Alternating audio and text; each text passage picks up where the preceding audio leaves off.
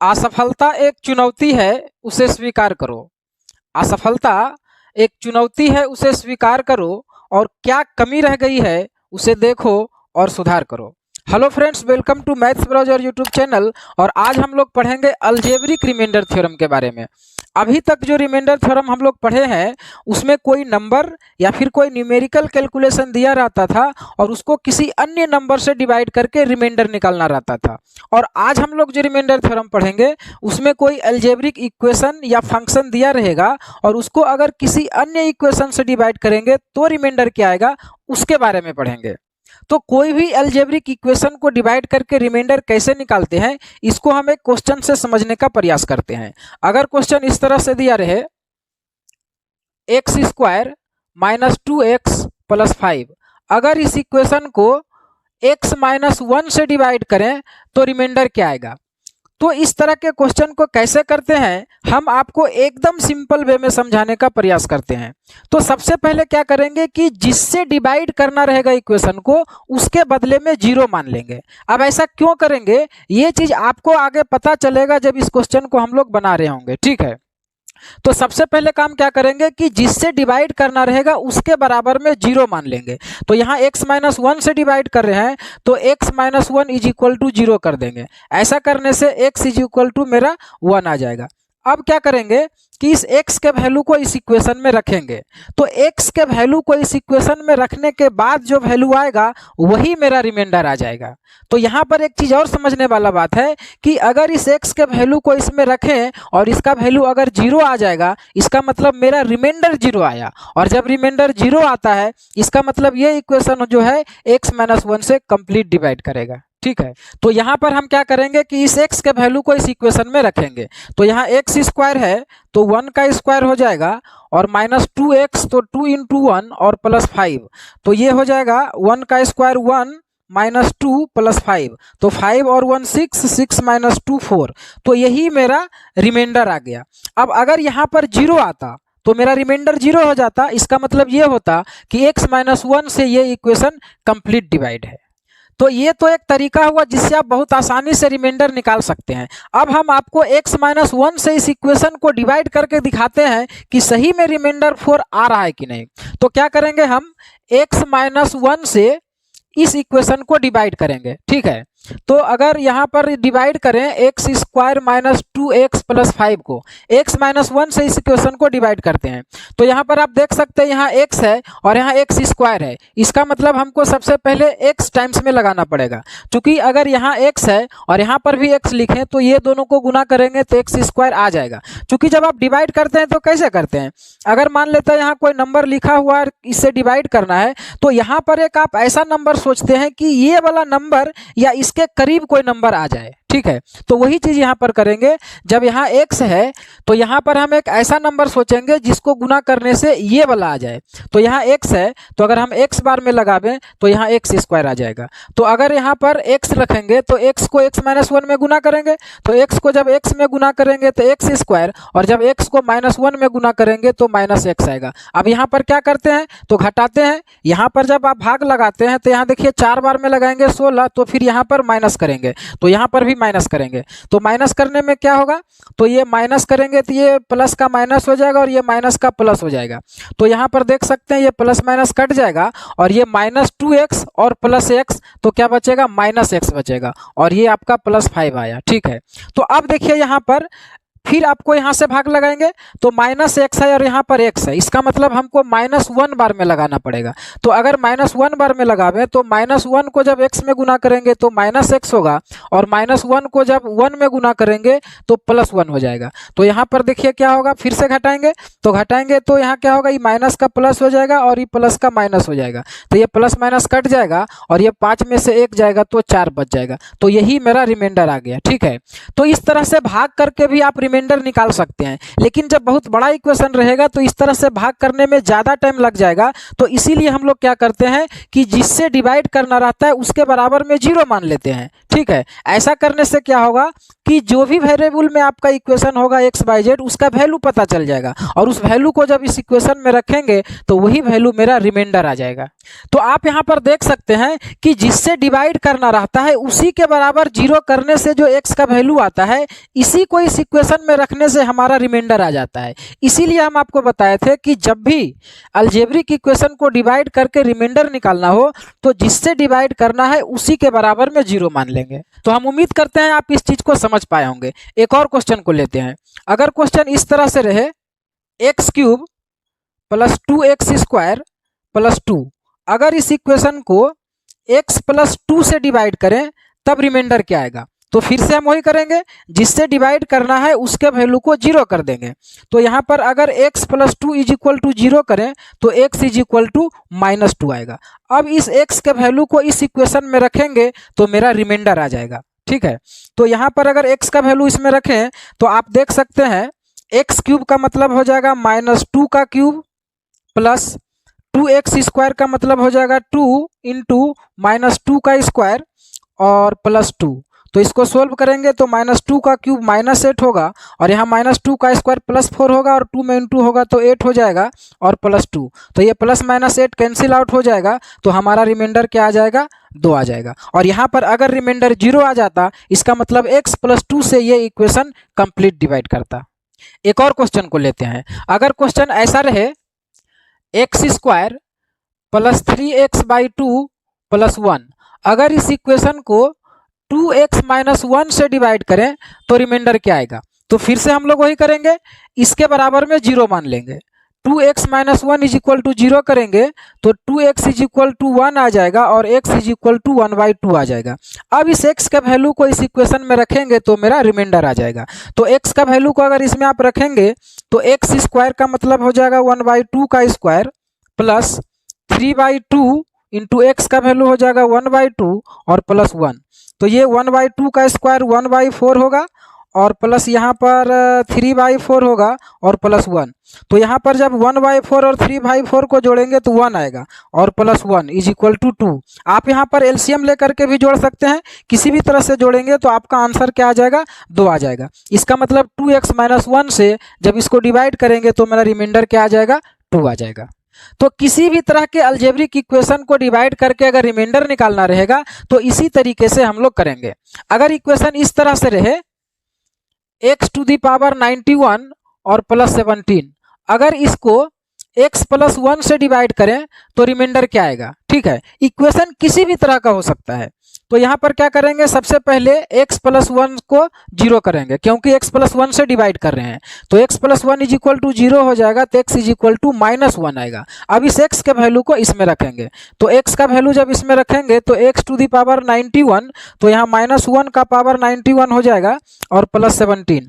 तो माइनस 1 का जब ऑड पावर रहता है तो वैल्यू माइनस 1 आता है और प्लस 17, तो ये क्या हो जाएगा? 16 हो जाएगा। तो जब x प्लस 1 से इसको डिवाइड करेंगे तो जो शेषफल आएगा वो 16 आएगा। और अगर यहाँ पर जीरो आ जाता इसका मतलब x प्लस 1 से ये इक्वेशन एग्जैक्ट डिवाइड करता। अब यहाँ पर एग्जामिनर क्वेश्चन को डिफिकल्ट बनाने के लिए लैंग्वेज को चेंज भी कर सकता है। अगर आपसे ऐसा बोल दिया जाए x square plus 4x plus k, अगर इस इक्वेशन को x माइनस 2 से डिवाइड करते हैं तो जो रिमाइंडर आता है वो 2x आता है, तो इस k का वैल्यू क्या होगा? अब देखिए ये वही क्वेश्चन है लेकिन लैंग्वेज को चेंज कर दिया है। अभी तक जिस रिमाइंडर को हम लोग निकाल रहे थे उसके बारे में बता दिया है कि जब x माइनस 2 से इसको डिवाइड करते हैं तो रिमाइंडर 2x आता है, तो इस k का वैल्यू क्या होगा? तो हम वही करेंगे जो पहले कर रहे थे। सबसे पहले क्या करेंगे, जिससे डिवाइड करना है उसके बराबर में जीरो कर देंगे। तो यहाँ पर अगर x minus 2 is equal to zero करें तो x इज इक्वल टू 2 आ जाएगा। अब इस x के वैल्यू को इस इक्वेशन में जब रखेंगे तो हमारा रिमाइंडर आएगा और पहले से भी रिमाइंडर 2x दिया हुआ है। इसका मतलब ये हुआ कि जब x के वैल्यू को इसमें रखेंगे तो जो वैल्यू आएगा वो 2x के बराबर आएगा क्योंकि ये भी रिमाइंडर है और इसको जब इसमें वैल्यू रखेंगे तो वो भी रिमाइंडर आएगा, तो दोनों बराबर होगा। तो अगर ऐसा करें तो x का वैल्यू अगर इसमें रखेंगे तो x स्क्वायर का मतलब हुआ 2 का स्क्वायर प्लस 4x का मतलब हुआ 4 इंटू 2 और प्लस k, ठीक है। तो ये क्या आया, मेरा रिमाइंडर आएगा। जब x का वैल्यू इसमें रखेंगे तो ये रिमाइंडर आएगा, और रिमाइंडर पहले से भी 2x दिया हुआ है, तो ये आपका 2x के बराबर होगा।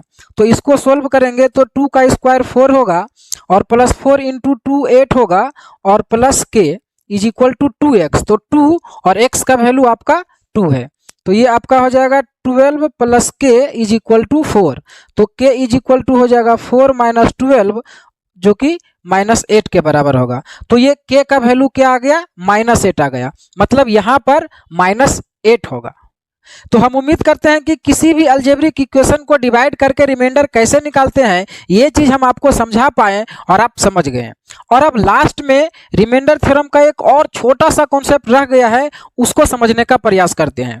अगर इस तरह से दिया रहे a to the power n plus b to the power n, अगर इस फॉर्म में कोई नंबर लिखा हुआ है और यहाँ पर जो n है वो अगर ऑड नंबर हो, ध्यान से समझिएगा, अगर a to the power n plus b to the power n के फॉर्म में कोई नंबर लिखा हुआ है जहां n जो है ऑड नंबर होगा, तब क्या होगा कि ये जो नंबर होगा वो a प्लस b से एग्जैक्ट डिवाइड होगा और a माइनस b से डिवाइड नहीं होगा। ठीक है, आप ठीक से समझिए, अगर कोई नंबर इस फॉर्म में लिखा हुआ है a to the power n plus b to the power n, और यहाँ पर अगर ये n जो है ऑड नंबर होगा, तो ये जो नंबर होगा वो a प्लस b से एग्जैक्ट डिवाइड करेगा। मतलब यहाँ जो a और b का वैल्यू होगा, ये दोनों को जगफल से इसमें पूरा भाग जाएगा, और यही दोनों का अंतर से भाग नहीं जाएगा। ठीक है, अब यहीं पर अगर n इज इक्वल टू अगर इवन नंबर रहेगा, है ना,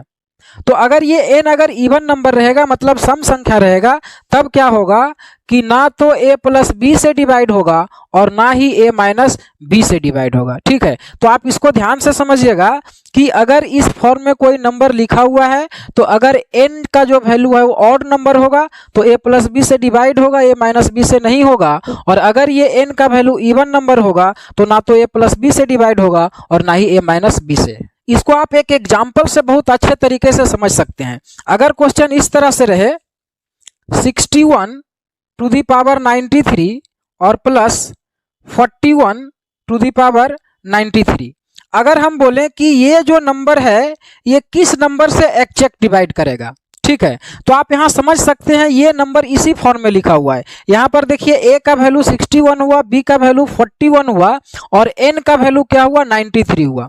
तो हम यहाँ क्या बोले थे कि अगर n का वैल्यू ऑड नंबर है, ये n का वैल्यू, तो यहाँ देख सकते हैं ऑड नंबर है, तो अगर ये ऑड नंबर है तो ये जो नंबर होगा a प्लस बी से एग्जैक्ट डिवाइड करेगा, मतलब यही दोनों के जोगफल से डिवाइड होगा। ठीक है, तो यहाँ पर क्वेश्चन इसी तरह से पूछा जाता है, एक नंबर आपको इस तरह से लिख दिया जाएगा और पूछा जाएगा कि ये नंबर किससे एग्जैक्ट डिवाइड करेगा। ठीक है, तो यहाँ पर क्या होगा कि देख सकते हैं a प्लस बी से ही एग्जैक्ट डिवाइड करता है, मतलब 61 प्लस 41 से एग्जैक्ट डिवाइड करेगा। तो ये जो नंबर है वो 61 और प्लस 41 मीन्स क्या हो जाएगा 2 और 1 0। ठीक है, तो 102 से इस नंबर को अगर भाग देंगे तो कंप्लीट डिवाइड कर लेगा। हालांकि ये नंबर जो है वो 102 के अलावा भी बहुत से नंबर से डिवाइड होता होगा, लेकिन एक वैल्यू अगर पूछा जाए कि इस नंबर को अगर डिवाइड करें तो किससे एग्जैक्ट डिवाइड होगा, तो एक वैल्यू को आप बता सकते हैं कि इन दोनों के जोगफल से ही ये नंबर डिवाइड होगा, और 61 और 41 का जो डिफरेंट होगा उससे ये नंबर डिवाइड नहीं होगा, क्योंकि यहाँ पर कह रहा है कि a प्लस बी से डिवाइड होगा और a माइनस बी से डिवाइड नहीं होगा। तो a माइनस बी का मतलब क्या हो जाएगा 61 माइनस 41, तो ये आपका 20 आएगा, मतलब ये नंबर 102 से डिवाइड होगा लेकिन 20 से डिवाइड नहीं होगा। ठीक है, अब यहीं पर अगर ये n का वैल्यू इवन नंबर रहता तो अगर यहाँ पर हम लोग इवन नंबर ले लें, इसको 93 को अगर हम 94 बना दें तो ये देखिए क्या हो जाएगा इवन नंबर हो जाएगा। अब यहाँ पर कोई भी इवन नंबर रहेगा उससे कोई इफेक्ट नहीं पड़ेगा। ठीक है, तो अगर यहाँ पर n का वैल्यू इवन नंबर होगा तब क्या होगा, तो आप यहाँ देख सकते हैं कि अगर n का वैल्यू इवन नंबर होता है तो ना तो a प्लस बी से डिवाइड होगा और ना ही a माइनस बी से, मतलब अगर यहाँ पर इवन पावर है तो ना तो 102 से डिवाइड होगा और ना तो 20 से डिवाइड होगा। ठीक है, तो ये तो हुआ प्लस का बात, अगर बीच में प्लस रहेगा तो, अगर यहाँ माइनस रहा तो, मतलब अगर इस तरह से रहे question a to the power n minus b to the power n, अगर इस फॉर्म में कोई नंबर लिखा हुआ है तो अगर n is equal to odd number होगा तब क्या होगा कि a माइनस बी से ये नंबर डिवाइड होगा और a प्लस बी से डिवाइड नहीं होगा। और अगर यहाँ पर n is equal to even number होगा तब क्या होगा कि ये नंबर जो है वो a प्लस बी से डिवाइड होगा और a माइनस बी से भी डिवाइड होगा। ठीक है, तो इन दोनों को बहुत अच्छे से आपको याद रखना है और इसको आप बहुत आसानी से याद रख सकते हैं। कैसे, आइए देखते हैं। यहाँ आप देख सकते हैं कि जब प्लस में नंबर है तो प्लस से ही डिवाइड होता है, माइनस से नहीं होता है, और जब माइनस में है तो माइनस से डिवाइड होता है, प्लस से नहीं होता है। तो आप आसानी से याद रख सकते हैं। और ये कब होता है, जब n is equal to odd number हो। अगर इस फॉर्म में नंबर लिखा हुआ है और n का वैल्यू ऑड नंबर है तो प्लस में रहने से प्लस से ही डिवाइड होगा और माइनस में रहने से माइनस से ही डिवाइड होगा। ठीक है, और अगर इवन नंबर रहेगा तो अगर n का वैल्यू इवन नंबर होगा तो प्लस में रहने से किसी से डिवाइड नहीं होगा, ना तो a प्लस बी से और ना तो a माइनस बी से। और जब माइनस में रहेगा और पावर इवन नंबर है तो दोनों से ही डिवाइड होगा, a प्लस बी से भी और a माइनस बी से भी। तो अच्छे से समझ करके आपको याद रखना है इसको। ठीक है, अगर एक एग्जाम्पल माइनस का भी लें, अब इसी को देखिए, अगर यहाँ माइनस में रहता, जैसे 61 टू द पावर 93 और माइनस 41 टू द पावर 93, अगर ऐसा नंबर लिखा हुआ है और पूछा जाए कि ये नंबर किससे एग्जैक्ट डिवाइड होगा, ठीक है, तो आप इसके अनुसार देख सकते हैं कि यहाँ पर जो पावर है वो ऑड नंबर है। तो जब पावर ऑड नंबर रहता है तो a माइनस बी से डिवाइड होता है, a प्लस बी से नहीं। इसका मतलब 61 माइनस 41 से डिवाइड होगा और 61 प्लस 41 से डिवाइड नहीं होगा। तो अगर पूछा जाए कि नंबर किससे डिवाइड होगा तो 61 माइनस 41 मतलब 20 से डिवाइड होगा और 61 प्लस 41 मतलब 102 से डिवाइड नहीं होगा। ठीक है, अब यहीं पर अगर यहाँ पर इवन नंबर रहता तब क्या होता, अगर यहाँ इवन नंबर होता मतलब ऐसा क्वेश्चन रहता 61 टू दी पावर, मान लेते हैं कोई भी इवन नंबर ले सकते हैं, मान लेते हैं 100 ले लिए, और माइनस 41 टू दी पावर 100। ठीक है, तो ये नंबर किससे डिवाइड होगा, तो यहाँ पर देख सकते हैं कि जब इवन नंबर रहता है तो a प्लस बी और a माइनस बी दोनों से ही डिवाइड होता है। इसका मतलब ये हुआ कि 61 प्लस 41 102 से भी डिवाइड होगा और 61 माइनस 41 इज इक्वल टू 20 से भी एग्जैक्ट डिवाइड करेगा। तो हम उम्मीद करते हैं कि आज दो कॉन्सेप्ट जो हम बताएं उसको आप समझ पाए होंगे। एक तो किसी अलजेब्रिक इक्वेशन को डिवाइड करके रिमाइंडर कैसे निकालते हैं, और दूसरा अगर कोई नंबर इस फॉर्म में या इस फॉर्म में लिखा हुआ है तो वो किस नंबर से डिवाइड होगा, ये आप समझ पाए होंगे। और अगले वीडियो में हम रिमाइंडर थ्योरम से जितने भी प्रकार के क्वेश्चन बन सकते हैं उन सभी को लेकर के आएंगे।